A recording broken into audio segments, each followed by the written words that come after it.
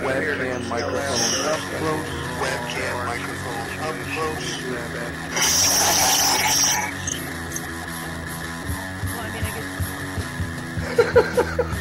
At the age of 19 in 1962, she was but I have the files. I read this stuff at the National Archives, and I read these other things. I said to myself, how can that be possible? Pistols and fondle slab of choice, and on computers doesn't really matter. Internet, professional wrestlers, and not Jesse Ventura style. It doesn't matter where the information comes from as long as it's real. It doesn't. It's hard to get real information because seriously, they don't want you to have just read two together. Whenever I try to prove out, it's not. If you expect your government to tell you the truth, you're going to sadly disappoint another one of these things. Dear Lord, what a dirty old man, huh? Really? Can't be serious. Is this really how you want things to be? Come on. More hooker, eruptions. Eruptions, whatever. Like Dave Powers kind of... Really? Allegedly broadcast live from FEMA Region 2, within the borders of the formerly united and currently occupied states of America. We bring you the Ochelli Effect. I damn sure know I'm an original. We have all these situations. I'd love to know why it takes 50 years, for that's that. For the 19-year-old girl to eventually get up the gumption to put these things out.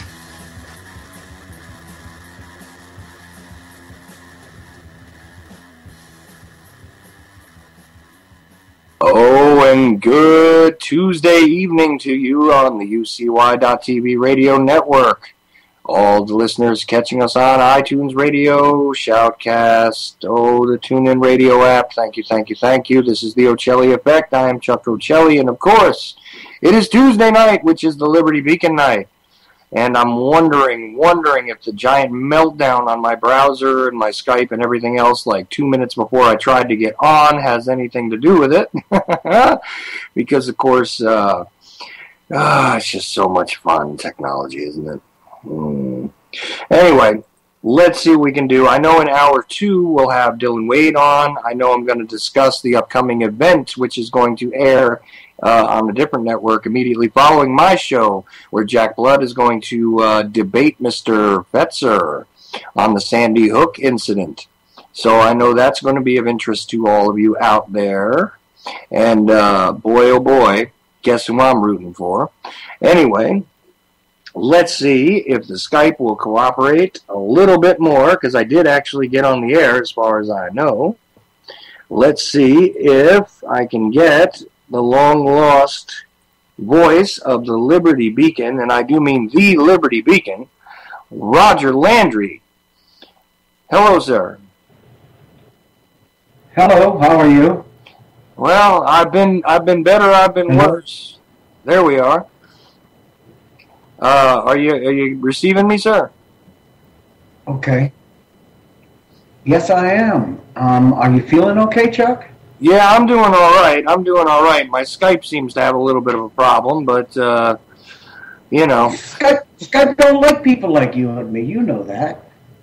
That's exactly what I was saying, and I'll tell you, I really missed you the past couple of weeks, Roger. It's been it's been different, and it's been cool. I mean, we've had Barry Prince on, and of course Terry Joyce was on again, and some very fascinating conversations, but I gotta say, Roger, I really, really love getting with you, because first of all, we always have this giant arc of a discussion, and it's beautiful. So, my friend from the Liberty Beacon, by the way. So I've got to tell you that for the last couple of weeks, bad luck comes in threes. I've had 2 computers crash on me, and an high-speed internet connection fail.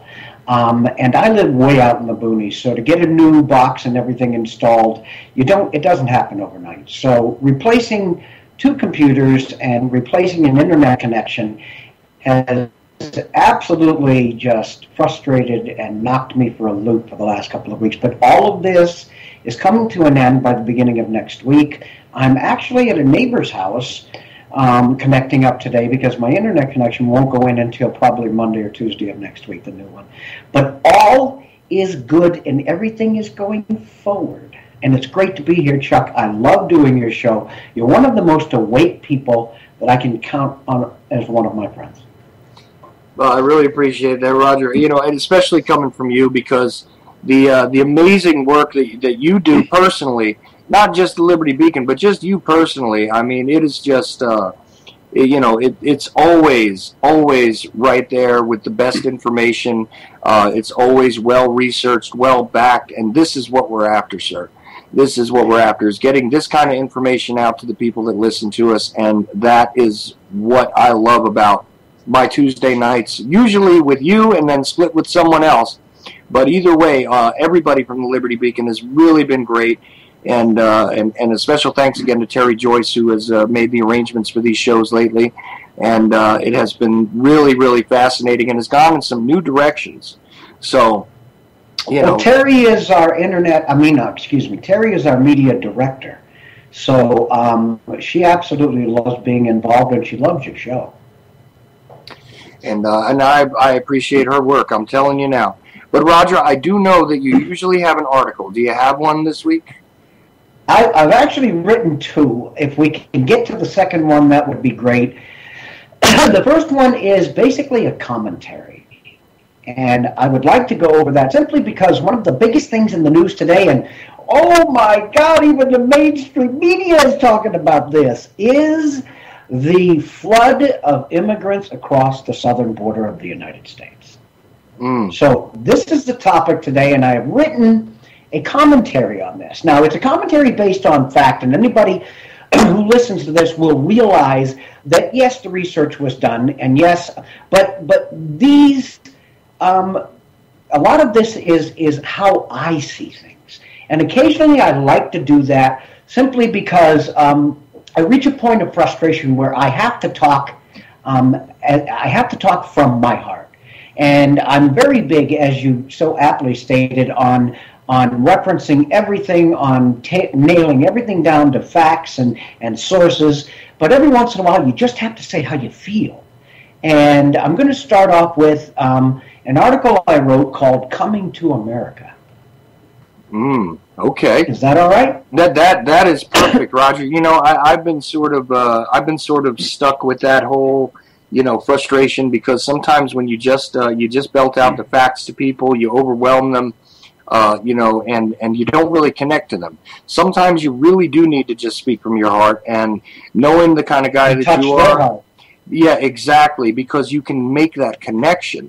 And knowing the kind of guy you are, I'm going to be very happy to just sit back and hear you speak that way, sir. So the floor is yours. Okay, well, let's get started here. And again, the name of the article is "Coming to America." I will start this commentary with the intention of reviving memories of an America that the world once admired as the land of promise, opportunity, freedom, and liberty. People from across this ever-shrinking globe once dreamed of immigrating to this great nation to build a new life and raise a family free of poverty and oppression and make their fortune. Most sold every last thing they had to purchase a ticket on some tramp clipper or steamer and risk an ocean voyage of unseen or unimaginable danger just to see that dream realized. When they arrived here, poor, tired, and weakened from a long, harsh journey, their last thoughts were, if I stick my hand out, what will America give me? But instead, they pitched in to help build America. They worked long, hard, back-breaking hours at menial jobs to slowly advance to position and status in their newly adopted country. They were adventurous, industrious, and resourceful. They fought in wars to protect their newfound liberty. They educated themselves to our language, customs, and culture, and they worked hard to acquire citizenship in a land they came to love, not only for themselves, to solidify their position in society, but most of all to facilitate a better life for their children. These immigrants were proud taking for granted what they considered the good fortune, no matter how trivial by most standards. Nor did they ever target the reasons that had motivated them to leave their distant homes in the first place. They were the true backbone of this country, its builders and its dreamers. Now let's fast forward to the present, and a steady stream of illegal immigrants flooding into this already overburdened country, and run a quick comparison. Let me pause from the article for a second to clarify a point, and feel free to jump in on this if you wish, Chuck. Sure. We call them illegal immigrants. They are by no means immigrants. They are breakers of the law. They are Well, you broke up there just a moment, Roger. I hope that the Skype corrects itself there. Can you hear me, sir? All right. Let me make this point, because I don't know if, let's see, it says that there's a problem here. I don't know. Let's see what we have here. I know I have a call coming in. Yes, caller. Hello? Yes. Is this all Ochelli factor? This is the Ochelli effect. You're on the air. Cool. Yes, I can. Say again?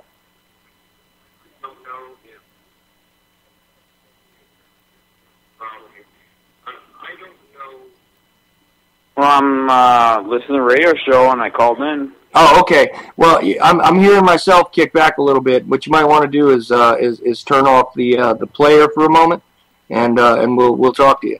I was just in the midst of having Roger Landry read an article about immigration, and I guess the Skype gave me a little bit of a problem. You're not even online right now.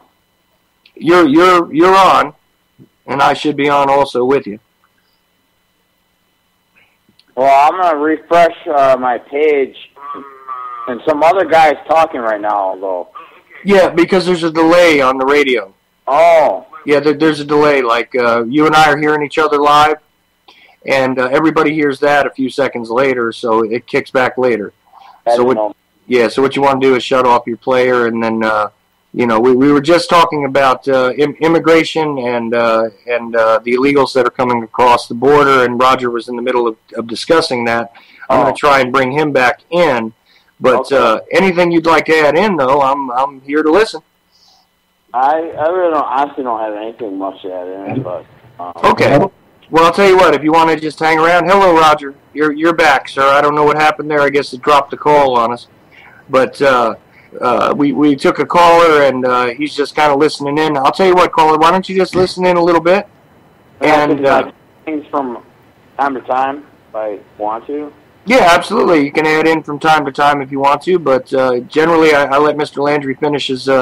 I sure will. I'm sorry about calling in and affecting the conversation. Oh no, you didn't. You didn't. It's just the nature of the beast with the Skype lately, I think. So don't sweat it. But if you wouldn't mind, just kind of hang around there a minute, and let's see if Mr. Landry's connection is clear now. Roger, how are you? Can you hear me now?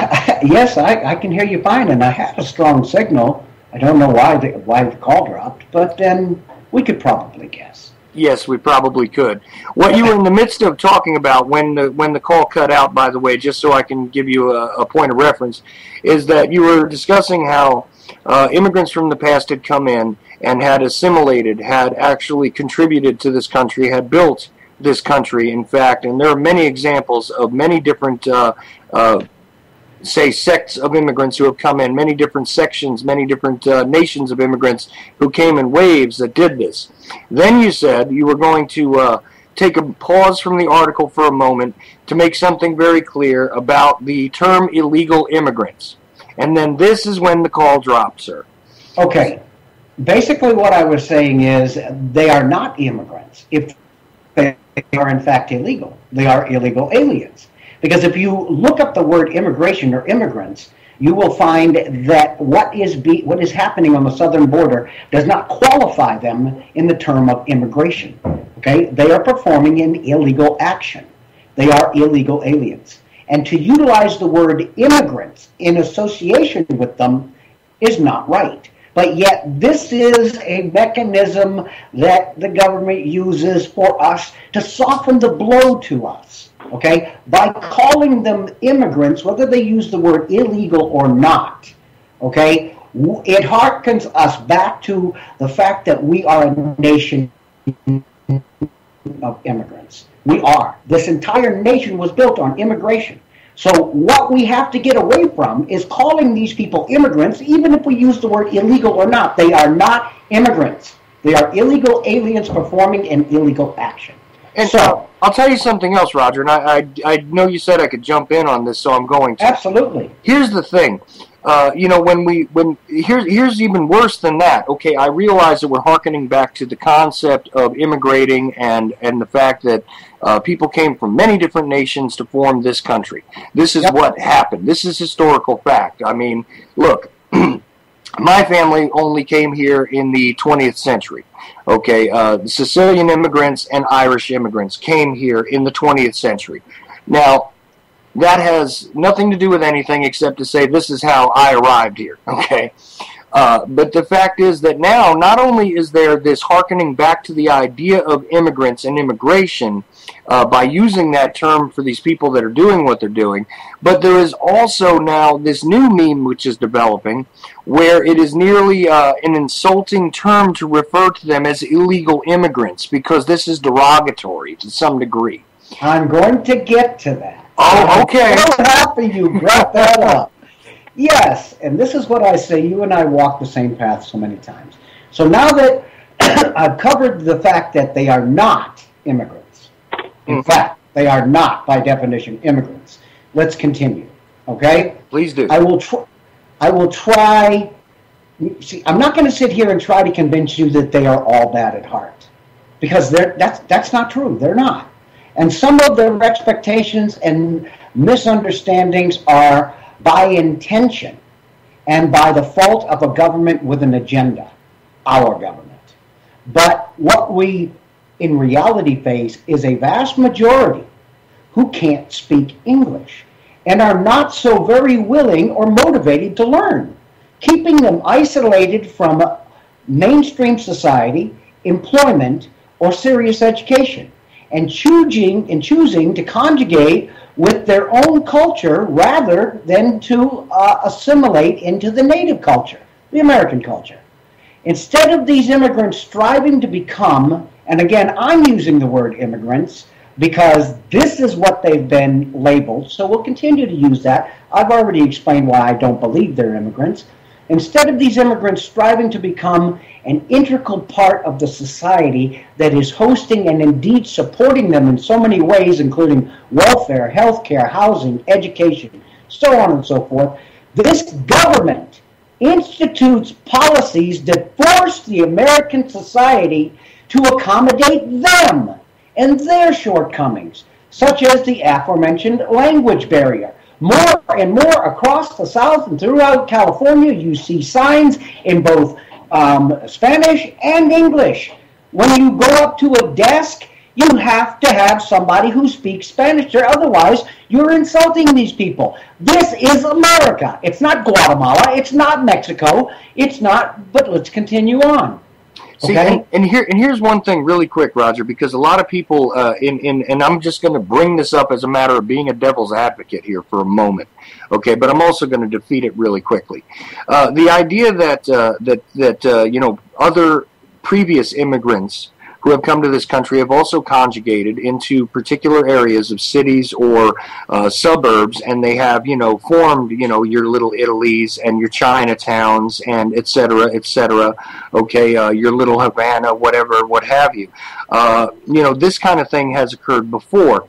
Now, here's the problem, though. There is still, even though they end up sort of congregating into a certain area, there is still a sort of a general idea that there is a need to conform to the existing society. There is a need to assimilate into the American culture.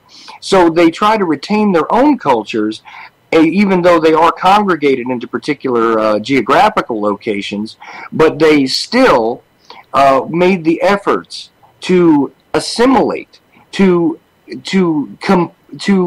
participate in the American society as it was. Not only did they do that, and you're absolutely right, but I would take it one step further.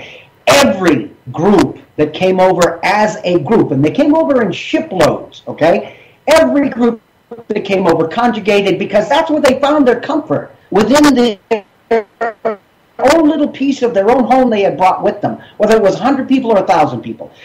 So we see this in every group of immigrants that came. But you finished that off with eloquence, because they went that extra step to learn the language, to get educated, to become citizens, to become a functional and a useful part of society, to build this country, to strengthen this country. So as I go on, you're going to find out why.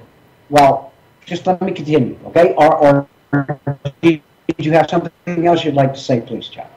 No, I just wanted to add that in. Yeah, can you hear me? Okay, no, you're perfectly right. Yeah, I just wanted to add that particular piece in there, because people often bring that one up as sort of an argument against this, and I try to say that, even so, there was a different culture. A different mindset as well. Exactly, a different psychological element there, where they were striving to become part of something, not a separate nation within a nation. This is the difference, and this is where, and I'm sorry to bring this up. I don't know if you bring this up later in your article, but I mean the concept of the La Raza, the concept. Whoa, stop right there. We're going there. Okay. I'm sorry. I should have known better, but go ahead, Roger. Don't apologize, okay? All right. These actions ultimately result in the retardation of the need or the ambition for learning or working, and facilitates the perpetration of this burden on you and I. If we provide the welfare, if we provide the health care, if we provide housing, if we provide the free education, if we provide everything to them, and we do it within the confines of their native language, we have taken away the initiative for them to assimilate into this culture. And you have to know this government is very aware of this. A large majority are being supported by a government through our tax dollars, intentionally bent on perpetrating and perpetuating this burden on an already overburdened taxpayer to suit the agenda that is not in America's interest and never will be. We'll get into that a little bit later in the conversation after this. Can I say something for a minute? Well, certainly. If you want to jump in, caller, go ahead. And, Thank you. This guy is saying that it's a tax burden and all this, there's lost money. Well, they work for cheap. I live in a condo in Florida. There's all Latinos mowing the lawns. Everyone's doing. In Florida, I live in Florida. Well, I'm not there right now, but I live in Florida. They hire the Latinos, Mexicans, to do the road work, to do the lawns, to do everything. And they're working for way cheaper than every average white person would. They want $20 an hour. They'll work for $8 an hour. And think about in the long run how much money that is saving. That's all I have to say. Well, you see, but in the long run, and here's the argument that I'm going to give here, and I'm sure that Roger will probably have something to say as well. I understand what you're saying when it comes to that, but here's your problem. When you have people that are willing to work for so much cheaper, right, where does that leave the unskilled American work? Okay, can I say one more thing? If you look at every tool, all the tools you have in your house, it's all made in China. Just about everything is made in China. Mm-hmm. That's worse. So think about that. And you know about natural gas. You know about how we were sold out a long time ago. And think about all that, and that's all I'd say. Okay, well, let's take that just for a second, okay? Because we're way off the track of what we were discussing. No, we're not right? way off the track. But, I'm going to shut up, though. we were talking about an invasion of illegals across the southern border. We were not talking about Florida, okay? There is no bigotry in me. My wife is Hispanic. My children are Hispanic. I have nothing against Hispanics whatsoever, all right? I have nothing And the fact is that a majority of the Hispanics that are working in Florida are either Cuban or Puerto Rican or from that area. Yes, there are some Mexican, but it is a very small minority. We are not talking about Florida here. We are talking about New Mexico. We're talking about Arizona. We're talking about Texas. We're talking about illegals coming across the border and automatically getting health care, automatically getting welfare, automatically getting these things that some Americans don't even have. We're not talking about the Hispanics down in Florida because they are working. They are contributing. They are getting what they deserve. These are good people. It is not what we're talking about. We're talking apples and oranges here. Okay? They're not illegals in Florida. These people are will save more money in the long run if you hire illegals and you'll make money. The whole American society is based on that. You know, no one in America wants to pick crops in 90-degree sunshine. Okay, again, we're getting way off the track here. But we are not. We're talking. Well, I could do a 10-hour. I'm going to start my own radio show someday, and I know. Okay. They work, and no American wants to pick strawberries 10 hours out of the day in the sunshine. It's too hot. But yeah, okay, and I hear your point, but again, this is what the problem is the more that this is allowed, the more that this becomes part of the system, the more detrimental it is to those of us who do live here, who have to work for a wage. It does do damage in the long run to a lot of the people that still have to work with their hands. Okay, and I understand what you're saying about, look, who wants to pick fruit for the types of prices that they give them for that? But this is not the same thing. What Roger is really talking about... And if they're illegal, they shouldn't be allowed... Go ahead. Yeah, well, that's the thing, is that what Roger's talking about here, though, is a whole other culture problem, which is not necessarily about where they came from, but where they're coming in by illegal methods, where they're not trying to contribute. They're just coming here with their hands out in some cases. This is the types of people that we're talking about. The people that are all going to be working eventually anyway. But they don't. Oh. This is the thing. There is a mass of them coming through now that are not trying to work. I know people personally that are hardworking individuals who don't necessarily have their papers together, and they are contributing to society because they are building things, they are creating things, they are doing. They are trying to learn English. They are working toward getting their status together and all these types of things. This is a different sort of mindset we're talking about here, where there is a large faction now coming into this country which is not looking to do that work, which is not looking, and I don't believe that regardless of who you are, you should be paid the type of slave wages that are paid to a lot of the people that are picking things like strawberries, things like tobacco, things like any vegetable, name it. I don't think it's right to pay anybody that wage, regardless of whether they would accept it or not, because it's inhumane.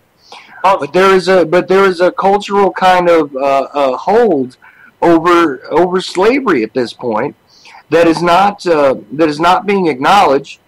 And in another way, there is another sort of welfare state type of individual which is coming through now, who basically feels as though they are entitled to be taken care of by this country, which is exactly what Roger's talking about. We're really talking about two different groups of individuals.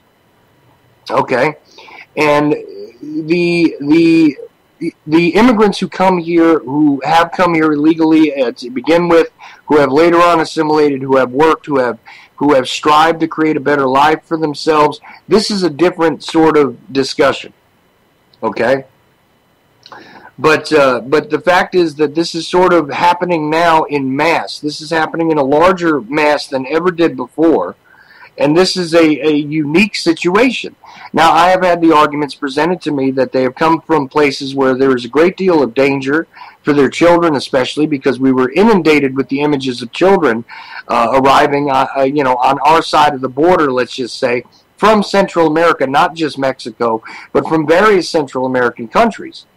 This is not happening because people are coming to make a better life for themselves. This is happening partially out of desperation, and I recognize that and I understand that. But it's not doing anyone any good to allow this to go on and then to have the government sanction it by paying for their health care, their schooling, and everything else when they're not being taxed, they're not participating in the system, and they're still drawing the benefits from that system. This is where the trouble comes, you see. Yeah, for $4 an hour when the regular white guy wants $30 an hour, it really does add up if you add it all up.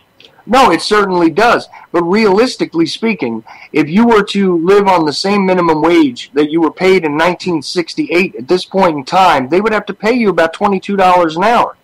Okay? To have you live at the same level that you lived at in 1968. We are all working an hour. And like, I live in a condo. I said this before. I live in a condo in Florida. Mm-hmm. All of them are Mexicans. All of them. And there's Mexicans. They're doing everything. Mexicans are doing everything around there. In Clearwater, Florida. Well, I since I don't know for certain, I couldn't say that you're wrong. That's for sure. But again, they mow lawns. They mow lawns. They trim the bushes, and everybody's like old and white, and they don't complain because you know what? It's cheaper because they won't have to pay as much money on their condo taxes. And it's like that with every condo thing in that area. Well, yeah, that's really great for the people that are paying for it directly there, but in the long run, how many people can't get jobs where they'll be paid a fair wage because you'd have to pay a fair wage to an American that you don't have to pay to the illegal who is doing the same work? I mean, how does that help the rest of society? It helps the people who are, I know one thing. Better situation. Yeah, go ahead. It saved me some money. I saved a couple $100 a month by having them do it for $8 an hour instead of charging a white person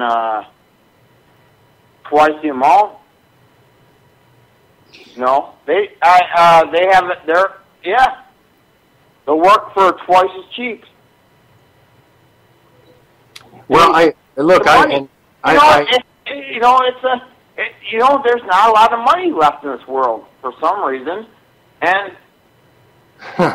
Well, I'll tell you what, if you keep listening to me, you might learn exactly what that reason is, and that's way off of the topic that we're on right now. But it does connect to it, though, in the long run. It connects to it very well. We could discuss exactly how the fiat United States dollar has been utilized to enslave everyone in this country. And that is my opinion. I'm sorry I'm talking over Roger here and totally cut him out of this conversation, but it's something that I needed to address. We could talk about how the entire monetary system has essentially put, instead of abolishing slavery post-Civil War, we have actually expanded it and now created a free-range sort of slavery system, which is headed by the international bankers. Okay, that is my opinion about that, and believe me, we could have a lengthy discussion about that.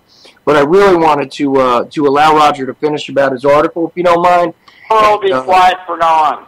Well, you don't have to be quiet from now on, but I would just like to let Roger finish about it because it's very important to me that he gets his viewpoint out, and I generally agree with him. And believe me, I'll be willing to discuss many a thing with you afterwards. Okay? All right. So, Roger, Hello. are you still with us, sir? Oh yeah, I'm here. Sorry, Roger. Yep. So, All right. go on ahead there, sir. I'm sorry about that, but I just, I have this need to address whatever is spoken to me, and No, I understand. Okay. Thank you. I'm just hoping that everybody remembers the train from the beginning of the article, because I'm hoping that what I'm about to say is going to make sense. It certainly will, because absolutely we were talking about the influx of immigrants from the southern border. We're talking about the difference between those immigrants and the immigrants of the past. We talked about the use of the term immigrant. We talked about the use of the term illegal. We talked about all of this, and it was of great interest to me to hear where we were going. Just to recap for everybody so that nobody loses track of it, that's where we were at. Is that all right, Roger? You're doing perfect. Okay, and here's where we start to touch on what you started to touch on. Okay, we do know, again, that these are not immigrants. They are illegal aliens. If they were immigrants, they would have come across the border in a legal fashion, and every country on this planet has immigration laws. So anybody who says we're doing these individuals a disservice by not allowing them just to walk across the border needs to knock on the door of any other nation on this planet. They all have immigration laws. So we do not stand out. We're not special. We're not different. We conform to a global standard of immigration. Okay? But we also have to consider that a large number of those crossing the border today are outright hostile towards this nation, seeking only what they can get with no investment of labor or ambition, and denigrating their benefactors at every possible chance. You can see across the internet pictures of these illegals flipping the bird at Americans protesting around them, screaming obscenities at them, laughing at them.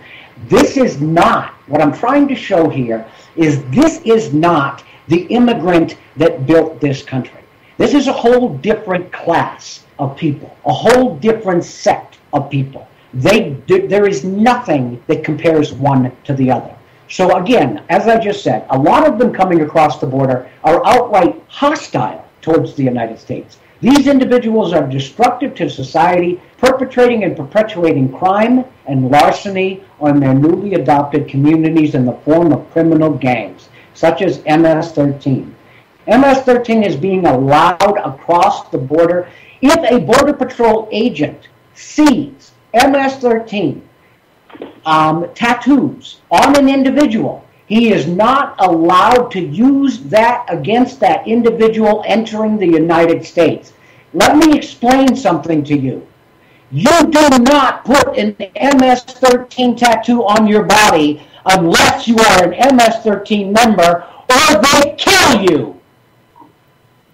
There are only people out there who have MS-13 tattoos belong to MS-13.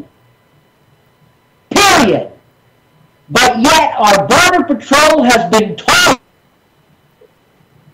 you're yelling you so loud. cannot use that. This is the way I do my shows. Yeah, but he's yelling so loud that I can't hear him. It's actually cracking up your Skype a little bit, Roger. Yeah. I can't hear what he's saying. He's yelling so loud or something, or Skype, or... Yeah, it's I don't know if the microphone can't handle it or something like that, but it's actually cracking you up there. I didn't hear nothing he just said. Well, what he was explaining was about, I understood that he was explaining about the MS-13 tattoos and how there is no way in hell that MS-13 would allow someone to walk around with one of these tattoos unless they were a member, absolutely. And this is true. Yeah, it sure is. All right. Scary. I've never lived in that world of MS in California where it is bad. Well, having been somewhat familiarized with gang culture, the truth is that that is an absolute fact. That if you have an arm with an MS-13 tattoo on it and you're not an MS-13 member, regardless of whether you were a former member or whatever else, if you've been outed, they will either take that arm or they will take your life. That is very simple. Serious, yeah. It is scary. Roger, I'm sorry to say this to you, sir, because I never tell you not to yell, but it is actually causing a sound problem. Yeah, I can't hear what you're saying. Yeah, so I'm sorry to say to you, if you dial it back a little bit, I know what you're saying and I know why you're saying it so intensely, but we do want to hear it. So, if you could back up a little bit or something, I'm not sure, but it just seems to be cracking the mic really, really bad. Okay. These individuals are destructive to society, perpetrating and perpetuating crime and larceny on their newly adopted communities in the form of criminal gangs. They also see America as the land of opportunity, but not in the way of past immigrants. They don't like us, Americans, for who we are, and they are not shy to say so. But they seem to be very okay with America for what they can get or what they can take. This is not bigotry or prejudice because neither the language you speak nor the color of your skin make any difference in this scenario. This is about the fundamental change we were promised and we are getting in spades. America is a compassionate society, and we have always welcomed immigrants from across the planet with open arms. But as equals in the application of the laws of this land and in the services and benefits rightly earned. In plain words, what applies to us should damn well apply to you, both legally and socially. But when illegals receive preferential treatment with respect to the law and services without ever having contributed to said benefits or services over those who have worked hard and contributed to the payment of said services and faithfully obeyed the law, they're not illegals. A fundamental trust has been broken, and anger and resentment rightfully swells in the heartland of America. We are seeing this today. I look at all of these two scenarios, past and present, and I wonder where it all went wrong. When America stopped being the land of promise and opportunity, the shining castle on a hill, a place where hard work and social participation led to a life of reward and increasing prosperity, Camelot, and became instead the welfare capital of the world. We as Americans are literally the most generous culture on this planet, giving more to charity monetarily and donating more time to the less fortunate than any society in this global community. That's a fact, even with our current economic woes. But you can only be used so much, abused so often, and taken for a fool one too many times, and then, well, I'll let you think that one out. Well, that chapter has not been written yet, but the pen hovers over the parchment, and this story continues to unfold right before our very eyes. Well, yeah, absolutely, Roger. And this is what the problem is. And I say this again, that this is not the case with every single person who is attempting to come into this country, whether illegal or legal. I've already stated that. I agree with you. Yeah, but I just wasn't sure, I'm just stating this for myself, The fact is that there are a great many people that do want to come to this country who are willing to work, who are willing to be part of the culture, who are willing to be part of the economy, who are willing to contribute in a positive way. But there is this influx now of criminals, essentially, one way or another. Depending on how you look at it, you're looking at people that are either illegally entering or people that are illegally entering and also intend to continue their illegal activities, or intend to basically import them into this country. And this is where MS-13 came from. This is where many of these, and they're not the only one. Well, there's a real good reason for that, and this is where I wanted to go with this discussion. And as usual, bingo, you hit it right on the head, Chuck.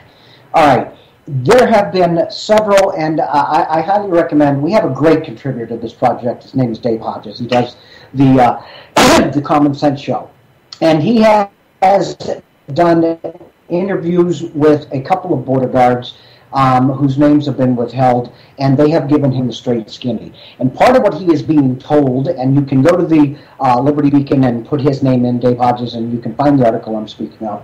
What he has been told is that weapon shipments and MS-13 operatives or gang members were stopped at the border by U.S. border agents. What happened within 10 minutes was DHS and Homeland Security and FBI arrived on the scene and dismissed the border guards, told them to go away. What they were smuggling across the border illegally, they were illegal, their contraband was illegal, was not only drugs, but were boxes and barrels full of weapons. These border patrol agents were sent upon their way, and as they pulled away, they could see the nails going back into the crates, everything being put back together, and these guys were being released.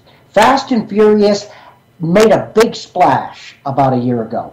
Let me explain something to you. Fast and Furious has never died. And yes, we do business with these huge drug cartels in South America, Central America, and Mexico. But we have a price we pay for that. In other words, we favor a cartel. We allow them to continue to do their business as long as they give us the dirt on these other cartels. Well, MS-13 does represent one of these cartels, and not only do they perform their business, but they are coming across the border, illegals, MS-13 operatives, with the drugs, with the guns, and being permitted to do so by our own government. I'm not guessing at this. I'm stating facts. So what we see with an open border today, who's to say? And MS-13 and several other of these organizations have known ties to Islamic terrorists. So if they're being permitted to walk across the border, why is your phone tapped? Why is there a smart meter on your house? Why is your cable box recording everything you're saying and looking into your house? But yet we're letting criminals and possibly terrorists walk across the border unimpeded. You and I have turned into the bad guys, and the bad guys are being given free rein, or they're being unimpeded. Let's stop and put this into perspective, Chuck. With an open border, anybody who wishes to attack the soft underbelly of this country is being encouraged to do so at this point in time, while good citizens like you and I, who only talk about strengthening this country, strengthening our freedoms, strengthening our liberties, are on a terrorist watch list. I have something to say. Can I say it? This is where it comes into play, Roger. This is where the problem is. We have for so long not asked the question why. Okay. I ask it all the time. I've written 5 articles on it already. This is just one. Well, yeah, that's you, but so many people do not ask the questions why. They simply dismiss what you're talking about as sort of a conspiracy theory, as a right-wing motivated, racist motivated sort of, blitz of factoids. This is what they say. Well, I agree, except I just have to let all of your listeners know that my wife's maiden name is Maria Juana Berrios de Sanchez Garcia. You can't call me a bigot. You can't get any more Hispanic than that. No. Excuse me for saying so, but please. And this is not about racism. This isn't about where they're coming from. This is about their motives. This is about their actions. Yeah. This is about the results of allowing this type of individual. This is about opening the soft underbelly of America to anybody who wishes to harm us.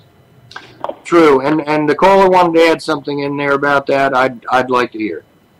Well, I stepped on a mouse trap thing with the glue on it. I had sandals on. And it stuck to my feet. Now my feet are sticking to everything. Okay. Well, it reminds me of an analogy. With sure. glue. It sticks to everything.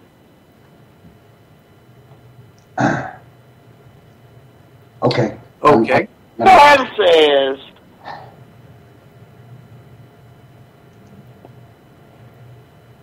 okay. Well, look, I really appreciate your call, and by all means, call back in. When we do some other topics and everything, I appreciate you listening, and have a good night.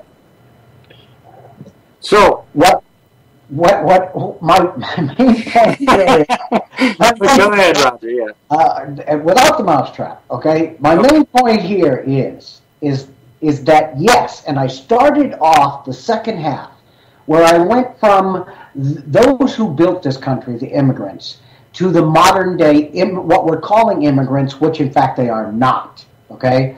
And I specifically stated right up front, I do not believe they are all evil. I do not believe they all intend to harm us. I believe a lot of them are good at heart.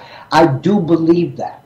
What we need to understand right now is that it is the average citizen, the patriot in this country who is concerned about their loss of rights, who is concerned about the dollar collapsing, who is concerned about the politicians selling out to big corporations. We are the ones who are considered the terrorists. Meanwhile, the border is wide open, and it is estimated that tens of thousands, some people even state over 100,000 people a day come across that border on any given day. Not every day, but on any given day. Now, you tell me, which one of them is an Islamic terrorist? Which one of them is an MS-13 gang member? Or a member of a lot of other gangs who wish to bring their product into this country and expand their markets? Tell me if we need to be watched over on everything we do and spied on, how the hell you can leave or justify leaving that border open. The governor of every state bordering Mexico has been screaming at the top of their lungs for the government to put troops on that border or National Guard. Nothing has happened. Nothing. We have at this point, and I don't know how I feel about this, but I'm writing an article on it, we have militia, average American citizens, Joe Citizen, forming groups and going to the border to close the border off. When the American people have to take it onto their own account to do something our government is sworn to do, the president basically only has two real jobs. If you take a look at his job description, protect the United States of America and protect the Constitution. This guy is failing miserably, and we're talking about sending militia. We're going to see bad things happen when Joe Average Citizen gets on that border. They're not trained for it. They're not prepared for it. But what else can we do, Chuck? This is what this all culminates on. We're afraid of what's coming into this country, and our government doesn't seem to care. If I can ask you, do we know Islamic terrorists haven't come across the border? Do we know if murderers or gang members haven't come across the border? Don't you think the government isn't asking these questions? Of course they are. And they don't care. Or they want to see it happen. Well, see, this is the bottom line, is if this is being done by design, yes, then what is the intent? And look, I have tried, believe me, I've tried to come up with an alternative answer, okay, to the idea that this is being done intentionally. I have tried to come up with an alternative answer as to exactly, could this be just some sort of, overblown benevolence? Could this be that, the silly idea in my brain that I keep hearing from people about, the concept of increasing the democratic roles of voters. I mean, come on, look. Your elections are rigged, people. Your politicians are selected. If you think that they need to stack the rolls with actual warm bodies, you're out of your mind, because the dead vote just fine in a lot of states, okay? And these people are not allowed to vote anyway. They're not American citizens. Right, but even if you could give it to them, it really doesn't matter, because you know what? We just manipulate the machines. We manipulate the rolls. We disavow the legitimate right of other individuals to vote just because we want to control it. There are millions of ways that these elections have been, absolutely tainted at best and rigged at worst. And I'm sorry, I don't see it as anything that is one of the most ridiculous notions I have ever heard in my life. I mentioned twice in that article I read that this was intentional. All of this was intentional. And why is it intentional? What are they hoping to gain? What they're hoping to gain is the diluting the American culture. What are they hoping to gain? They're hoping to gain an angering of the heartland of America. What are they hoping to gain? They're hoping to gain a dysfunction of the culture. Everything that's being done against us is being done through mechanisms of division, mechanisms of divisiveness, mechanisms of distraction. Let me ask you a question. When the mainstream media is reporting on this on a daily basis, don't you think this isn't the biggest distraction the government could possibly throw in our face? Don't you think that it isn't intentional that they're trying to make Americans angry? This is all being done intentional. Let me ask you a question, Chuck, and I really want to hear your answer about this. I've got my own, but this is your show, sir, and I want to hear your answer to this. Okay. If this is intended to be such a big distraction, and that's all it can be at this point, is a huge distraction, what are they distracting us from? What needs a mechanism this big to distract us this drastically? See, this is where the trouble comes as far as I'm concerned, because I'm trying to sort that out, and I've got to be honest with you, Roger, I don't have a definitive answer, because, look, we're in a very, very precarious situation financially.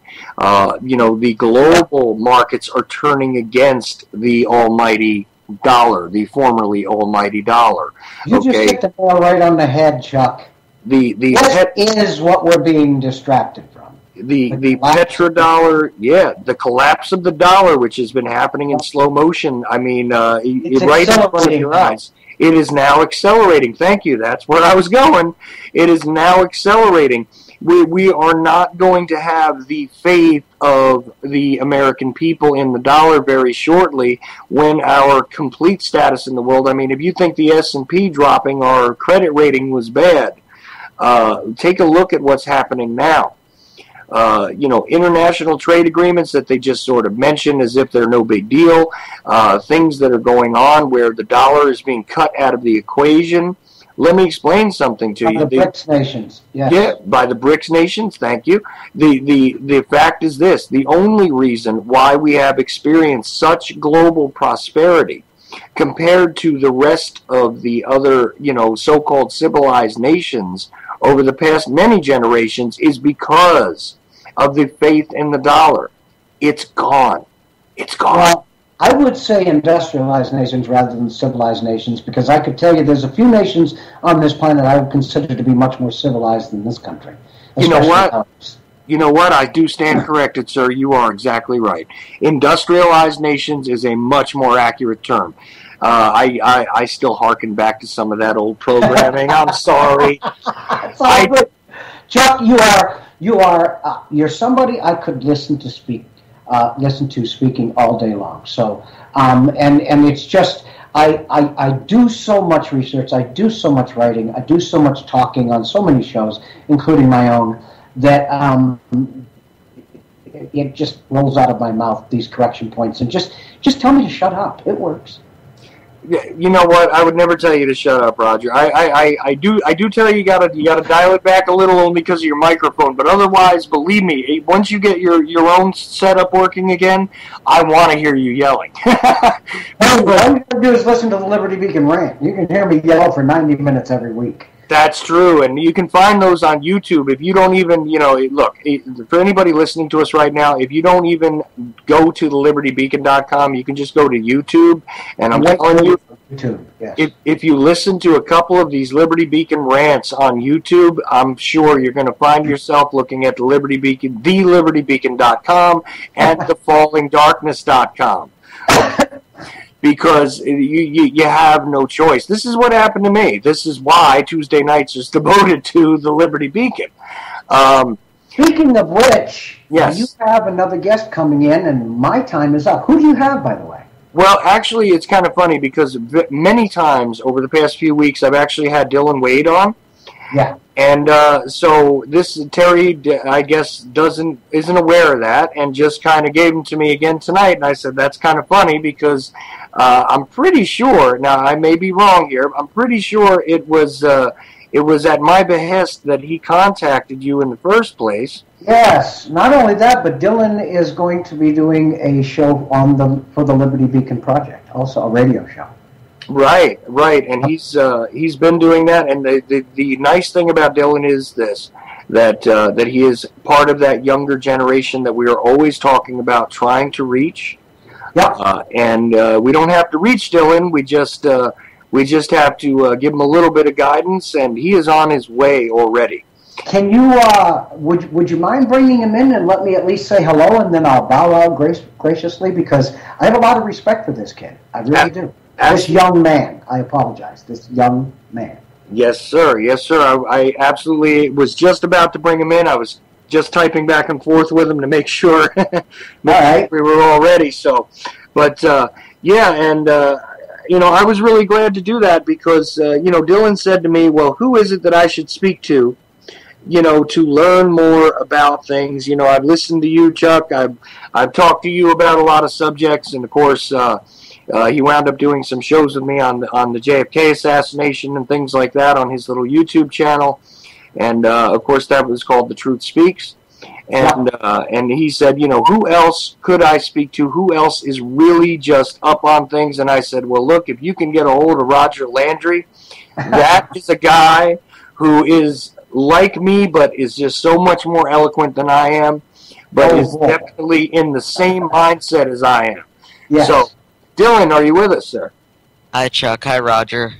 Hello. Dylan, let me say a quick hello here, and then I'm going to bow out and let you and Chuck have your conversation. I just had mine, and we had a great caller for a while there. But anyway, Dylan, as I was telling everybody, you are probably one of the most awake and aware individuals for your age, and I don't think... does everybody know how old you are, Dylan? I don't know. I don't know, actually. Dylan is 15 years old, and he can hold his own with most people in a great discussion. This is an up-and-comer. I've got to tell you something. He will be doing a show for the Liberty Beacon Project very soon here. And Chuck, anytime you can get this gentleman to talk with you, I'm sure that just give me a let know and I'll turn it on and listen. Even if I'm busy as hell, I'll turn it on and listen. Because as far as I'm concerned, Dylan is somebody who is going to bring the word to a generation that is literally starving for the truth. Most kids nowadays know they're not being told the truth. They're just not aware of what the truth is and who they can trust to give it to them. I think Dylan's going to help us bridge that gap, Charles. The other problem that we face with it is interest. Yes. There are very few with the interest, and that's the problem I've run into. But well, sadly, because I have a daughter exactly your age, I got to tell you, it's very difficult to reach her and to reach her compatriots, let's just say, because there is just this huge apathy. There's this lack of connection. That's designed in from the schools they go to. It's designed into it's designed into the society today. And I've got to tell you, one of the biggest perpetrators of evil in this country today, when it comes to our children, is Common Core. I am with you 100%. All right, Dylan, Charles, I'm going to go because if not, I'm just going to take over this conversation, and I don't want to do that. Chuck, I want you and Dylan to have a great conversation. It's always great to chat with you, Chuck, and Dylan. We'll be talking again real soon. You owe me something. I'm looking forward to it as soon as I can get it. You guys have a real good conversation, and thanks for allowing me here again. Roger, Yes. I have the file saved on my other computer. When I get there tomorrow, I will send it to you, and we can get this recorded. And we're going to be putting out a really, really good article on Dylan and what he's going to do going forward on the Liberty Beacon here real soon. Chuck, I'll make sure I'll send you a copy of that, along with a recorded discussion between Dylan and myself. So, again, please do, Roger, and I'll tell you this, it's always a privilege and just really, it's just really great to have you on my show. I really appreciate it, and I appreciate you, sir. Well, the feeling is mutual. Chuck, have a great night. Dylan, talk to you soon. Bye, guys. All right, bye. Roger Landry from the Liberty Beacon. I keep saying that because I had to get corrected. The Liberty Beacon. .com, and also, by the way, another site which is partnered with the Liberty Beacon is the Falling Darkness. I mention this every Tuesday. I tell you that is where I like to go because the attitude of the articles, the attitude of everything on that site is just a little bit heavier, and I think that's what we need. Because, Dylan, you've been on my show a lot of times, and I was laughing out loud when I got the message asking if I wanted to come on your show for Tuesday. What exactly? Can you do me a favor? Just tell me what the message said, because I've always wondered about this. It's like, will you do the Ochelli effect at 7 o'clock? Is that what happened, or?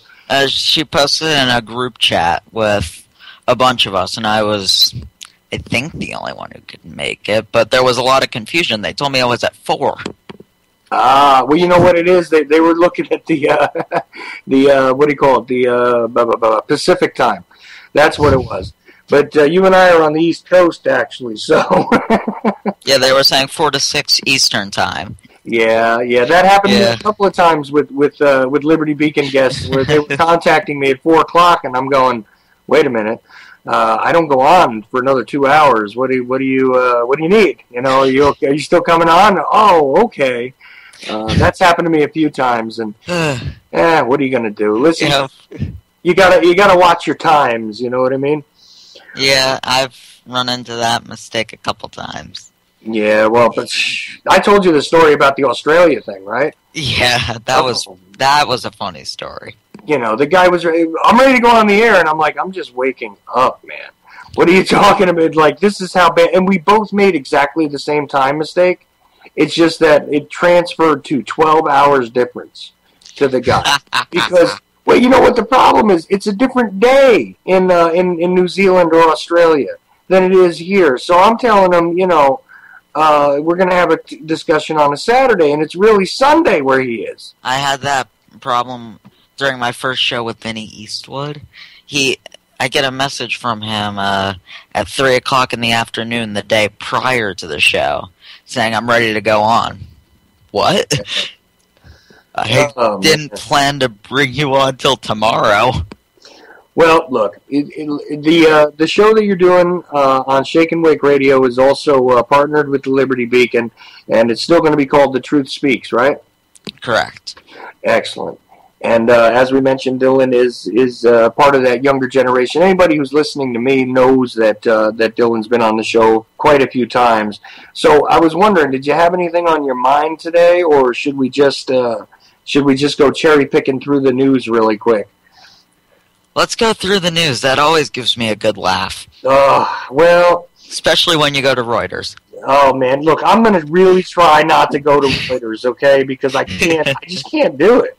I just cannot do it. There's so many. There's personal reasons for it, but also the descriptive, horrendous nature of the way that they write their articles. I mean, is there no shame? Is there no lack of shock value with Reuters? I don't know. I might be the only guy who sees this, though. I've never heard anybody else complain about it. But it's like, let me tell you about the graphic nature of everything that occurred here, but not really give you a lot. Yeah, about the body falling through the kitchen. Wow. Yay! I mean, I'm hearing about the color of the dress, the look on the dead woman's face. I mean, you know, do I need that? Is it not shocking enough that a body fell through somebody's ceiling, right? Yeah, we don't really need to know what what clothes the dead body had on, what expression was on their face. True we enough. don't need to know all that. True. That really has no value, and it's just for clicks. That's true. That's true. We got a caller. It's Alan again. I'm back. Hey, Alan, how you doing? I'm doing good. I'm not doing the best because the geoengineer in the sky. The chemtrails. Yeah. Yeah, you got those over your head too. Well, you said you're from Florida, but you're not in Florida right now? Oh, not right now, but, you know, I don't believe, I've been listening, I listen to the show every day. I listen to every show. I've been listening to it for about 4 months now. Mm-hmm. You don't talk enough about the chemtrails. Well, you know what? I would really like to do a show on chemtrails, but I actually have approached a couple of people that are, have done a lot more research on it than I have, and I'd really like to get somebody who is more expert on the subject to go over it, because, I mean, I can talk to you about the lines I see in the sky that I've seen in various parts of the country. I can talk to you about the soil samples that have been taken by individuals based on my research and how aluminum is mixed in and what the purpose of that is. And I have covered that with Roger before on the show about chemtrails. And we related it to the genetically modified organisms and also the fluoride in the water, to discuss the overall sort of warfare on the entire ecology and the human being. But quite honestly, yeah, you're right. I have not done a geoengineering or a chemtrail show. Oh, I've listened to every one of your shows religiously, to be honest with you, for the past about 4 months. And and no one talks about it. It's like... Chuck, sorry to cut you off. I'll send somebody your way about that. Oh, yeah, if you would, I would be really grateful, actually, because I need somebody who's expert in this area, you know? Yeah, I will send... Dane Wayne. I keep trying to get Sylvain, but he hasn't responded in a couple days, so when I get him on the line, I'll send him your way. I would love to talk to Dane Wigginton, but although we have a Facebook connection, I don't think he's ever answered a message of mine, to be honest with you. But I would love to talk to him because he's one of the best guys, and he does the geoengineering watch on this network. Oh, yeah. I would love to talk to him too, actually. Yeah, I mean he's actually really spectacular. I've listened to some of his shows as well, and to be honest with you, probably the very little bit that I know comes from Dane and from. And from just some of the articles I picked up, over the years. I mean, I really appreciated the What in the World Are They Spraying films, What in the World Are They Spraying, Why in the World Are They Spraying. Those are good. Those are awesome documentaries. Also, not just because a friend of mine's in them or anything like that, but I have always appreciated, the work that has been done by a lot of people on this subject. And I'm telling you, here's a funny thing too. I'm actually receiving a bunch of interesting Skype contacts now. And you know what? If these are people that are listening to me right now, and you're looking to join in, I told many listeners before that I would gladly accept Skype contacts. If you want to drop right on in and join into the discussion, feel free. Okay? Just letting everybody know that. But, yeah, you know what? You're very right, caller, and I take your criticism seriously. You're absolutely correct. I have not gotten it together on the geoengineering front, and I really should. I've only done that one show focused on it with Roger, and that was, wow, I don't know, maybe 3 months ago. You might have missed that one. Might have. Yeah, I don't recall, to be honest. No, it's no problem, but but you're right. I really should take more time to focus on that because it is one of the fronts that we're all being attacked on. Yeah. And it's look, you got to breathe. Yeah. And I would join you for that show because I have limited knowledge on it, but not enough to be an expert. Yeah, see, me neither. And I never try and speak about things that not at length anyway, that I don't know much about. I like I said, I have very limited sort of knowledge on it, and I recognize that there is a problem. I recognize that this is practically a raid for humans. I recognize that aluminum is not a positive thing, especially when you're talking about small children, especially newborns, which I have one at this point in time, and and the blood-brain barrier, which has not been established in a child until either 18 or 24 months, depending on who you listen to, leaves them quite vulnerable. Aluminum is a very hazardous substance to them especially, but to all of us, really. And God knows what else is in the rest of that crap anyway. And, every time I see that stuff in the sky, I mean, it sickens me, and I really have not taken the time to do the research on it, and I'm glad you called me out on that, Alan. Well, I really think you should spend more time studying that, because I've listened to all your JFK stuff, and I know it was how you said it was probably done, but now we're in a new, we're right now. We're in the hour of the moment. And they're spraying us to death. They're just spraying us.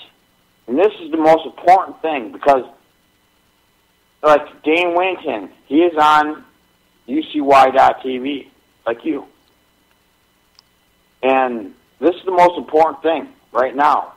I don't care about freaking stuff about JFK. Yeah, it was very important, yeah, because they did knock him off to start more wars or whatever he did.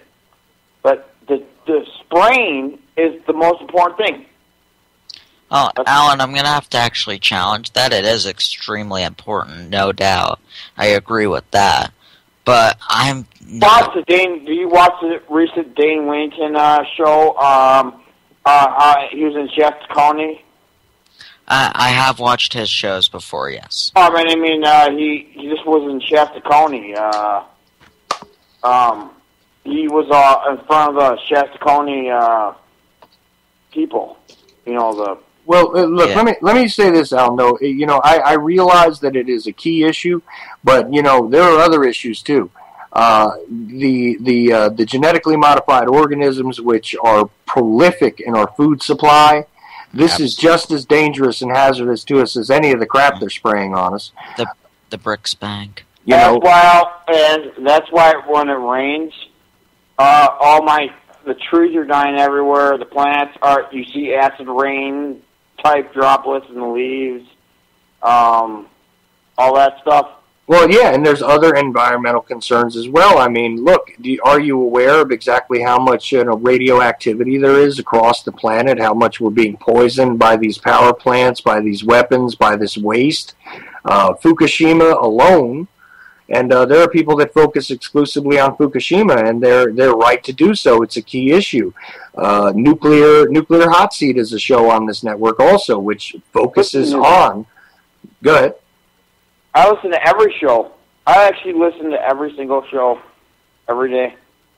Well, I want to tell you thank you. I really appreciate that, and I'm glad I didn't bore you to death with some of the stuff I've done, but I've tried to diversify recently and tried to go into a couple of different directions, so I hope that you've been paying attention to that as well. And And you're right, though. I do need to go more on the spraying aspect here.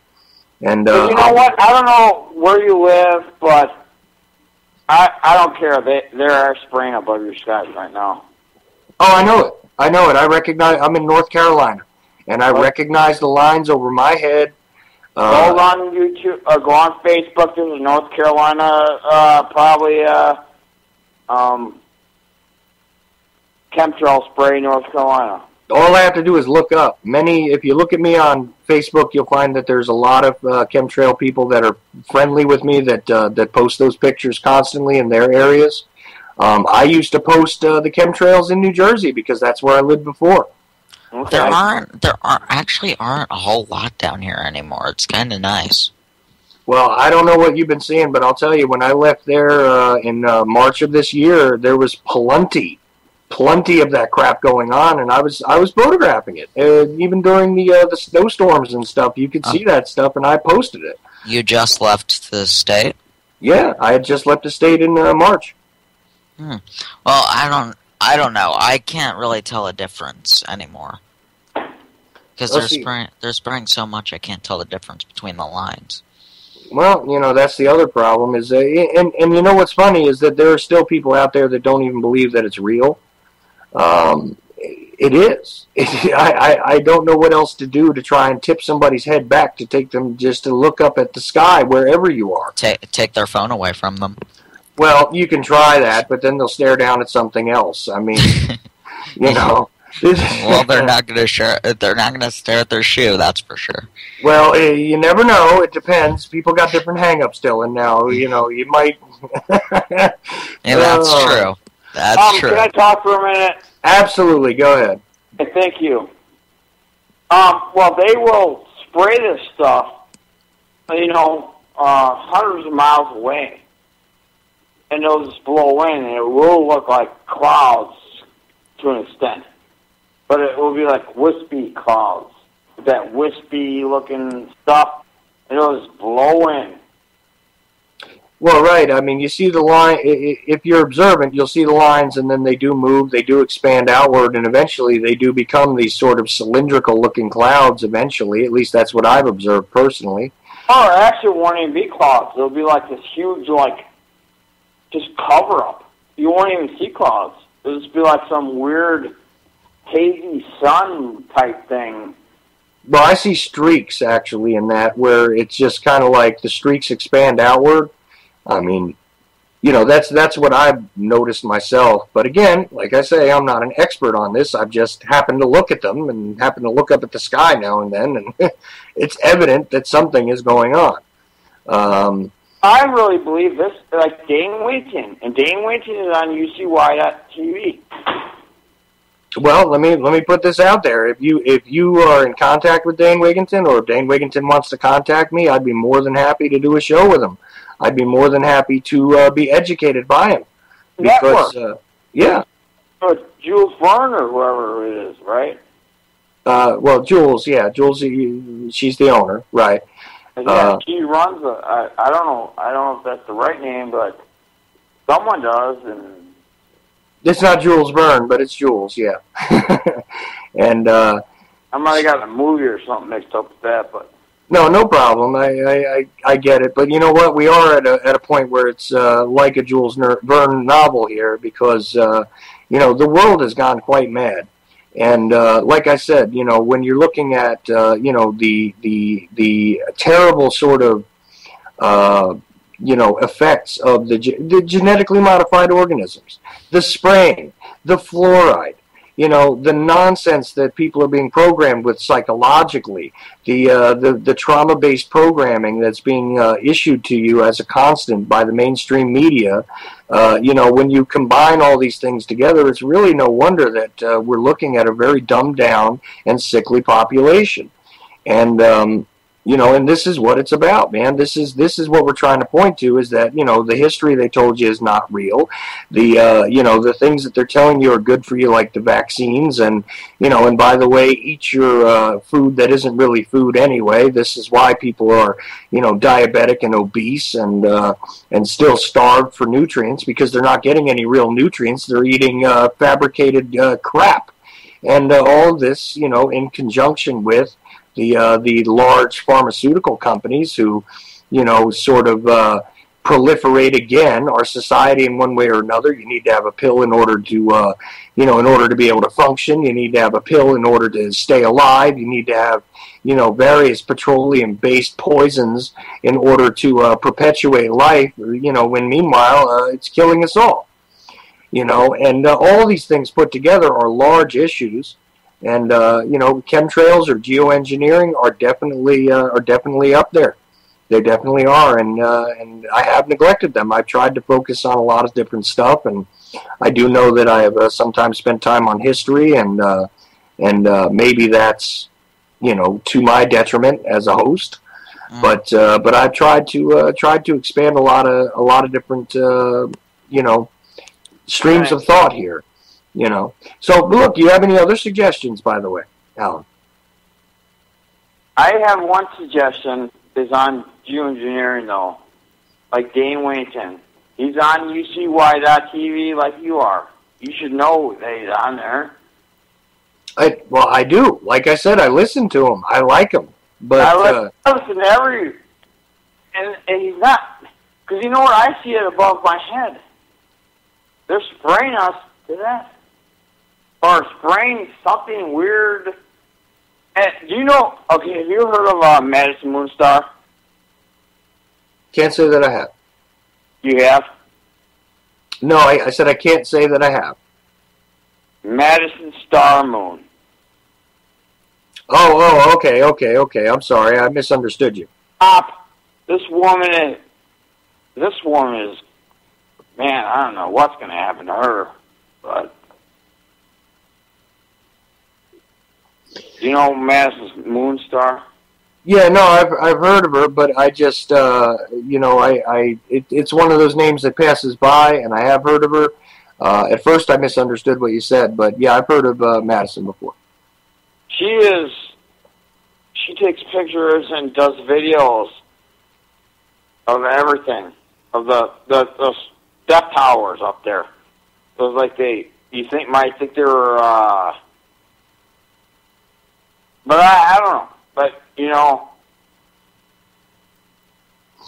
Well, I'll tell you what, there's a lot of people, and like you mentioned before, if you just go on Facebook, there are people all over the world, in fact, that are posting pictures and articles and memes about it, and showing you exactly, what this stuff does, giving you different chemical breakdowns that have been found after soil samples were taken, vegetation, having been collected and everything else. There's a lot of people out there that are doing this work. I have. Here on your TV show, all you talk about is, I don't want to be mean, but you don't ever talk about this. And there are no chemical analysis. You're saying there's no chemical analysis? Yeah, you don't talk about geoengineering ever.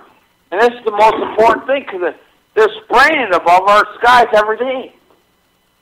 For God's sake. Well, I'll tell you this. I promise you that I will do a show on it. Okay? I just, I really would like, and I'm telling you now, openly, I'll take any contact from somebody who has their, Well, talk to Winnington sometime. I would love to. But, and like I said, I've got a friend connection with him on Facebook even, and I approached him once and didn't get an answer, to be honest with you. Yeah, but the most important thing, because every day they're just spraying. They're right above our heads, and they call it, and I listen to some radio show. If I'm in, let's say if I'm in negative 5-degree weather, right? Mm-hmm. And I'm walking, and my breath, produces a carbon monoxide thing or something, like out of my breath, you know, it produces like a cloud or something. Okay. Would that last on and on and on? No. Well, no, that's obviously the difference between what they say a contrail is and a chemtrail. You know, a trail created by condensation, created by a shift and a change in the temperature, like, you know, creating steam or anything else like that, that would be a condensation trail or a contrail. Those you see typically, and they disappear quickly. These other things that we're seeing do not. They hang there, and they expand, and they obviously fall to Earth, and they have particulate matter in them. They're not just simply a changing of, you know, the size of the gas or changing of water or something like this. I'm fully aware of that. It's just one of those things, like I said, I just didn't have the expertise on. And, yeah, look, if you want to contact Dane Wigington and tell him that he should talk to me, I'd be more than happy to do a series of shows with him if he has the time, you know, or anybody else who has the knowledge on this. I just want somebody who has more knowledge than I do to come on and discuss it with me. That's the ultimate knowledge. If you want, you can. Well, you're not against them, right? Not against what? Dane Winton? No, absolutely not. I've said on here a couple of times since you've been. Well, you're both on UCY TV. I'm not on anything. I'm just a regular caller. Yeah, I understand, but you know, simply because we're on the same network doesn't mean we all communicate with each other. To be honest with you. Oh. You know, I wish that were the case, but it's not. I would, and I'll say this now again. I would love to talk to Dane Wigington if he has the time for me. You're on the same network, so I'm sure you could if you just contact him. Okay, you might have missed it. I said before I did try and contact him through Facebook and didn't get a response. So I don't know. You know, I have to try a little bit harder then. That's a possibility. Maybe I should try a little bit harder. And I told you, you're right. I should do a show on this again. Hey, you should. Cause yep. They're spraying everywhere above us. Why is this like... This is just... They're spraying above us all the time. They're spraying every day, for God's sake. It's above our skies. I'm not making this up. No, I know you're not. I'm agreeing with you. Star, look her up. She has this woman has called every government agency on Earth, and actually she has been visited by the FBI and other horrible sources. And this woman has tried her best, and now she's still fighting on. Madison Moonstar. Well, Alan, yeah, I'm going to tell you again that you're right, and I really appreciate the call, and I'm really glad that you're... Madison Moonstar. I certainly will. All right, and I guarantee you that you're going to hear a show on geoengineering or chemtrails, depending on how we title it, but either way, it's the same thing.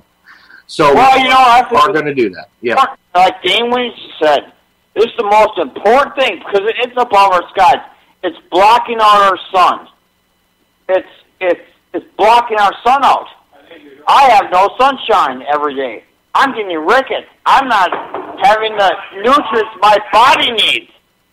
Right. Well, anyway, look, thank you, Alan. I appreciate your call, and you're right. I will get to a chemtrail show. I promise you. So, Dylan, you still with me, buddy? I'm here. Okay. And here's the thing. I'm happy to take a criticism. That's not a problem. But to be honest with you, I've just never quite gotten somebody who was expert on it. And I would like to talk to Sylvan because Sylvan is another guy who focuses on this. And hell, I'd be more than happy to talk to Dane Wigington. He's awesome. But it just hasn't happened yet. And I've said this before. I mean, you know, we have a roundtable show on Saturday night on UCY, and not a lot of hosts show up. Let's be honest. I would love to hear from more of those guys too. I mean, there's damn near 50 of us now, and Chuck, I'll join you for the round table on this Saturday, definitely. I wish I had known last week that they wanted me on, or I would have come on. Well, I think it was a week before last that Jimmy actually said, "Look, you got your little friend there, man. Bring him on." I would have been happy to do so, but we lost. We weren't able to do so that night. I think actually you had something to do, or I had something to do. Yeah. Chuck, I guess dinner's here, so. Man, I'm sorry again. This happens a lot.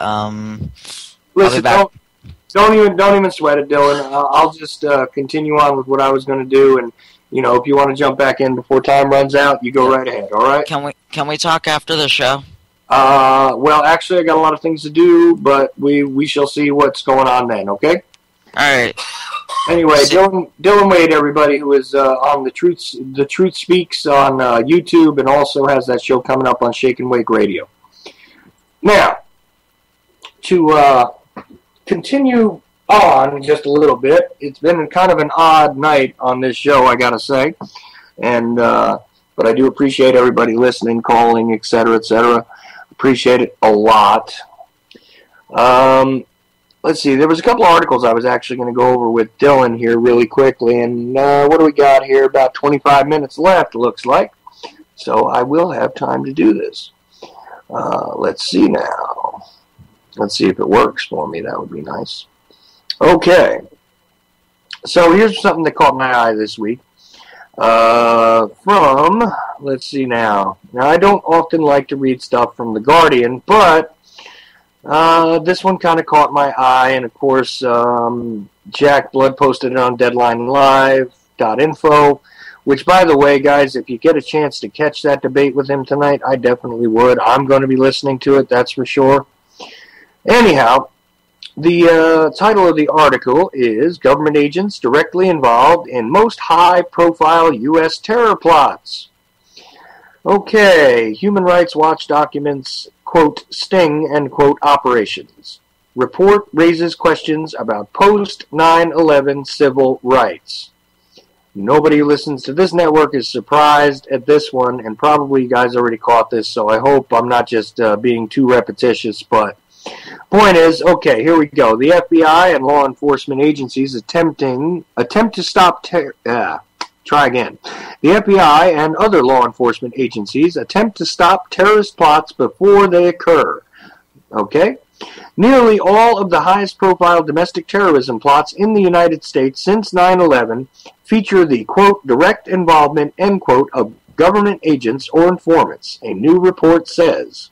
Some of the controversial, quote, sting, end quote, operations, quote, were proposed or led by informants, end quote, bordering on entrapment by law enforcement. Okay, yet the courtroom obstacles to proving entrapment are significant. One of the reasons the stings persist. Let's see what else we got here.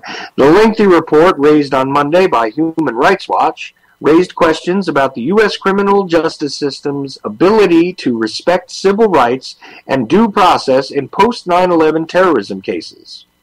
It portrays a system that featured not just the sting operations, but secret evidence, anonymous juries, extensive pre-trial detentions and convictions, significantly removed from actual plots. Quote, in some cases, the FBI may have created terrorists out of law-abiding individuals by suggesting the idea of taking terrorist action or encouraging the target to act, end quote, the report alleges. Out of 494 cases related to terrorism the U.S. has tried since 9/11, the plurality of convictions, 18% overall, are not for thwarted plots, but for material support, in quotes, charges, a broad category expanded further by the 2001 Patriot Act that permits prosecutors to pursue charges with tenacious with tenuous connections to a terrorist act or group. You know, again, I don't see the big surprise in this article, but it is one of those things that that definitely I find interesting when we actually see sort of a public admission. Let's see. Okay. I was looking down at something else on the messages here. Sorry about that. You know, it does make it very interesting, though, when you start to see some of these admissions coming out publicly. So, let's see. Character group. Okay, in one such incident, the initial basis for material support alleging a man provided, quote, military gear, end quote, to a Al-Qaeda turned out to be waterproof socks in his luggage. Waterproof socks. That's military gear. Okay. Several cases featured years-long solitary confinement for accused terrorists before their trials. Some defendants displayed signs of mental incapacity. Yeah. Jurors for the 2007 plot to attack the Fort Dix Army base itself, influenced by government informants, were anonymous, limiting defense's course's ability to screen out bias. Yeah, well, you know, why bother to actually follow the ideas behind due process, you know, if you're not going to have anything resembling a fair trial or, you know, what's the point there, right? I don't know, maybe it's just amazing that Human Rights Watch is surprised by all of this or feels the need to produce a report to tell us that the sky is blue. But, okay, sorry. Anyway, Human Rights Watch findings call into question the post-9/11 shift taken by the FBI and other law enforcement agencies toward stopping terrorist plots before they occur. Ugh. While the vast majority of counterterrorism tactics involved are legally authorized, particularly after Congress and successive administrations relaxed restrictions on law enforcement and intelligence agencies for counterterrorism, they suggested that the government's zeal to protect Americans has in some cases morphed into manufacturing threats. Well, that kind of sounds like all of us crazy people that like to talk about false flags and things, doesn't it? Human Rights Watch. All right, anyway.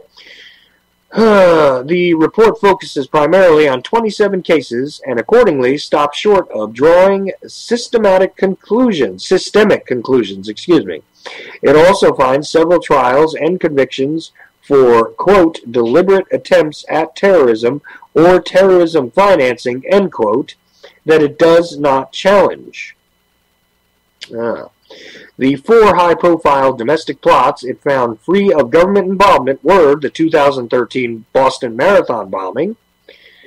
Let's see.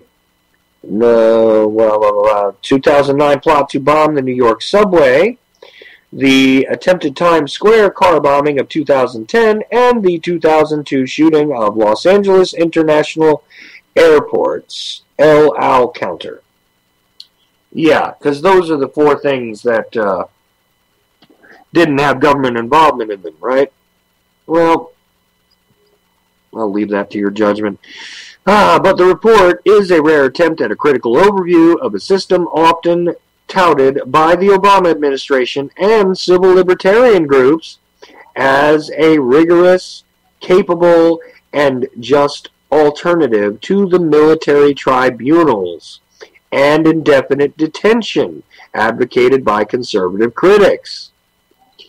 So I guess that means that although it's bad, it could be a lot worse because we could go with what those, you know, crazy guys on the right think, I guess, right? Okay. It comes as new pressure mounts on a variety of counterterrorism practices, from the courtroom use of warrantless surveillance to the no-fly list and law enforcement's suspicious activity reports, end quote, database. In particular, Human Rights Watch examines the extent and impact of law enforcement's use of terrorism informants, who can both steer people into attempted acts of violence and chill religious or civil behavior in the communities they penetrate. Can anybody say agent provocateur? Okay, Linda Sarsour, Sarsour, the executive director of the Arab American Association of New York, a social services agency, told The Guardian she almost has a, quote, radar for informants, end quote, sent to infiltrate her Brooklyn community. Because, of course, this is still all about the Islamic terrorists that, hit us on 9/11 and all that, right? Anyway, while the FBI has long relied on confidential informants to alert them to criminal activity, for terrorism cases, informants insert themselves into Muslim mosques, businesses, and community gatherings, and can cajole people toward a plot. Who, quote, who perhaps would never have participated in a terrorist act on their own initiative, end quote, the study found. Well, there's more to this article. I don't really want to go much further into it because it's just, more stating the obvious, but, to infiltrate communities and to grab up informants and to utilize people that would not have necessarily participated in any sort of a, harmful act against the country or against the populace to incite them to do so. What a miracle that is, right? I mean, what a surprise that is. And I know everybody hates it when I bring up the JFK assassination, but let's not forget that Oswald was an FBI informant who had an informant number and had a personnel file with the CIA, and Joan Mellon's recent work, and I should bring her back on the show, actually shows that he was involved in the U.S. Customs Agency as well. And meanwhile, he's a convenient patsy. Most of the people that are produced, in my opinion anyway, as the villains here in most of these so-called terror plots are generally just the very convenient patsies. And, gee, what a surprise that somebody else finally recognizes outside of all this crazy conspiracy theorists that this stuff is manufactured by our own government. What a shock. But, of course, it's completely insane and, out of bounds to assume that our own government had something to do with, the implosion of Building 7 or, the hitting of the Pentagon by something that could not have possibly been aerodynamically possibly. There's all my trips over my tongue, by the way, tonight, just all in one shot. But what could have not have been aerodynamically possibly a plane, having hit the Pentagon and all that other stuff during that particular piece of trauma-based programming that we endured, some 13 years ago nearly now. Where is the big surprise here? Well, I guess the big surprise is that now there are, more quote-unquote legitimate sources pointing to this kind of stuff, I guess. But they'll still call us crazy for having, announced to the world that we saw these types of activities occurring when it came to situations like 9/11, like particular assassinations and other sort of trauma-based, operations that occurred in this country. All of this for the benefit of the still sleepwalking population, who seem to have no clue about exactly what type of bombardment they are under. And then, from not only from the psychosocial problems that occur here, but also from the inevitable and continuous chemical attacks which are occurring upon us, which are, passively sort of handed out. I mean, anybody who doesn't believe that the great pharmaceutical industrial complex has a great deal to do with exactly what is wrong with the society you see around you, exactly what's wrong with kids today, exactly what's wrong with our health, our sickness, our lifespans contracting as we speak. If you don't see it, I don't know what else to tell you. But if you don't believe that that the pharmaceutical industrial complex has a great deal to do with this, and that they are not part of the equation, well, again, I guess you don't assume that water is wet either. But, chemtrails, yes, I do have to get to doing a show on that, and I would love to have some experts on it. But they just haven't really answered me, and Dane is one of them who hasn't answered me, but that's okay. I will eventually find somebody to do another show on it. And I know for a fact in my own memory that I had a large discussion about this with Roger Landry one night, probably 8 or 9 Tuesdays ago. And I'm very sure that we touched upon this subject and discussed it for quite a while. We discussed how the vaccines interact, and of course, there you are with your pharmaceutical companies again, right? We discussed how vaccines work very well along with the fluoride, along with the chemtrails, and how this could have all coincidentally occurred. Well, it didn't coincidentally occur. It's all being done by design, which is generally the point of this whole thing, is that there is definitely an agenda to keep us sick, to keep us distracted, to keep us, dying and killing one another if we can. Actually, that's a lot cheaper and easier if we would just kill each other and turn on each other, isn't it? Strategically, what would be the sense, actually, of exerting yourself or spending your own resources if people are quite willing to kill each other? Turning your enemies against one another is a great strategy in a lot of situations, and after all, if all of us are individuals who are enemies of the great controllers, is it not rather convenient that we turn on one another for the silliest of reasons, and we do this type of damage to one another constantly, regardless of what the motive is? So, I think I'm running low on time. I've got to check my clock here, and I'm trying to pull up another article while I'm rambling on. But, I kind of look at that last one and just say to myself, well, duh. Now, I'll tell you something else, too. I noticed just before I went to air, and it is something that made me extremely sick to my stomach, and it's just one of those things that I know we've discussed it many times, and I know that that everybody who hears my voice is definitely agreeing with the idea that that what's going on in Gaza, in Palestine, is an atrocity, and there is no end to it, it seems. So today, of course, we're faced with the denial of the possible ceasefire. We're faced with all of these,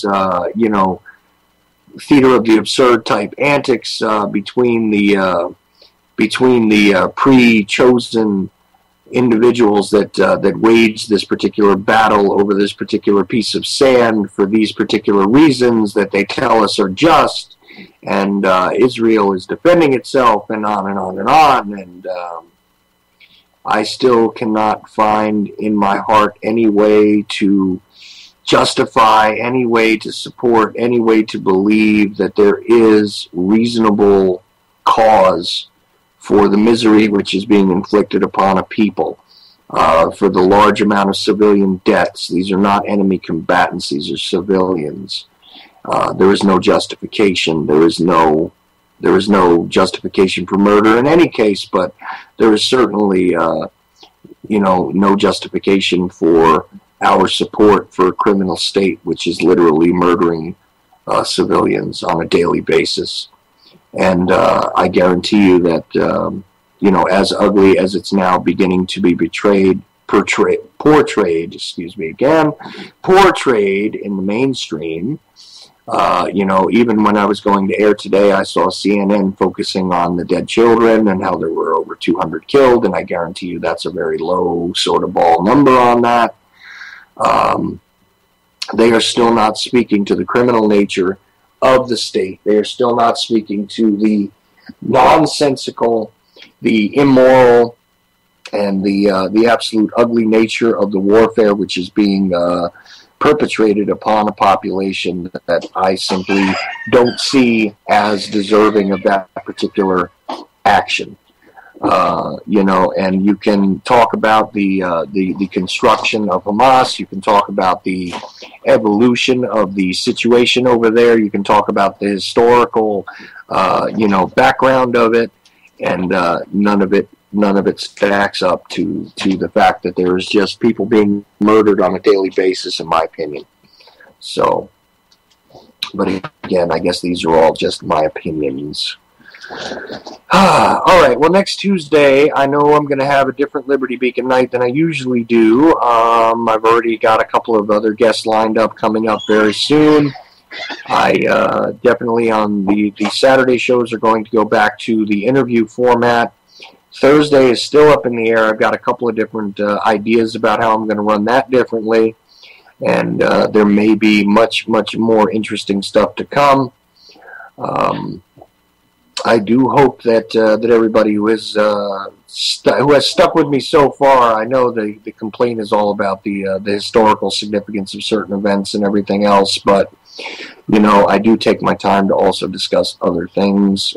We have in recent weeks talked about alternative energy, the energetic world. We have talked about religion on some levels, and I have some more interesting guests to discuss spirituality, religion, faith, and you know, the actual relation to humanity as it stands.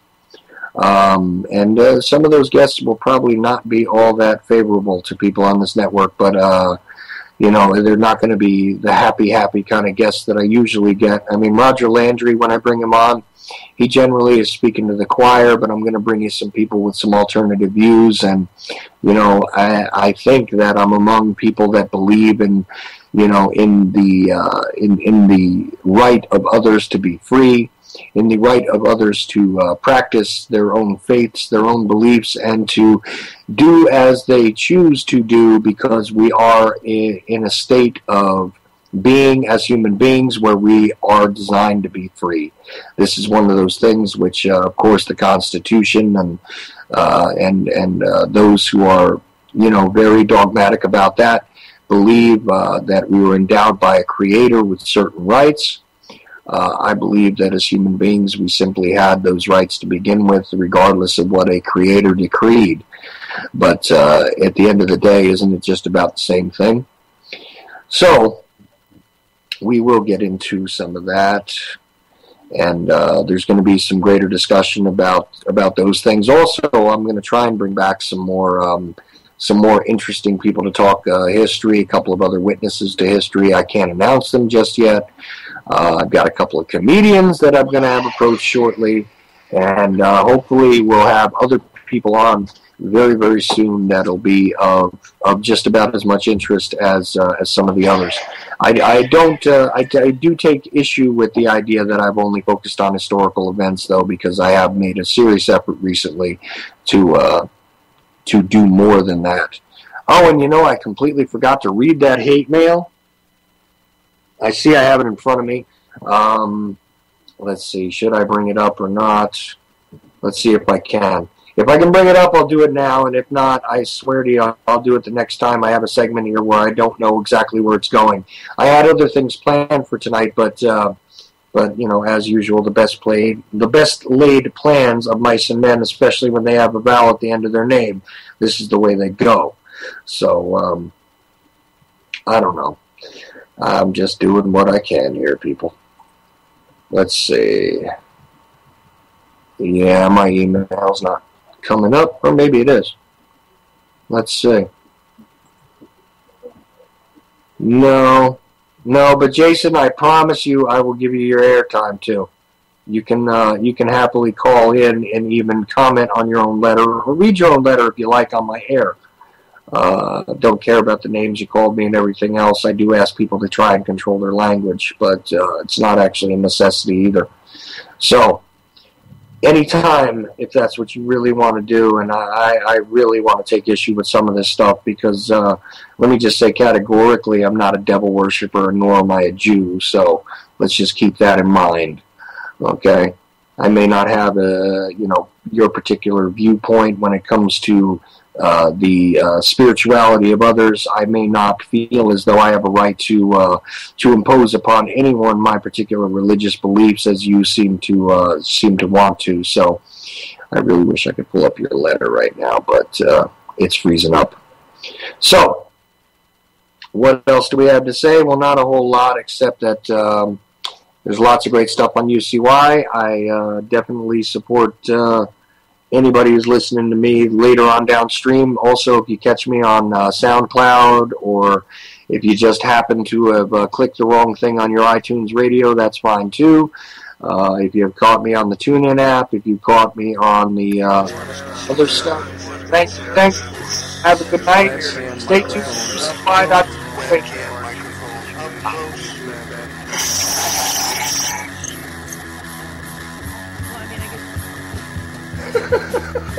At the age of 19 in 1962, she was but I have the files.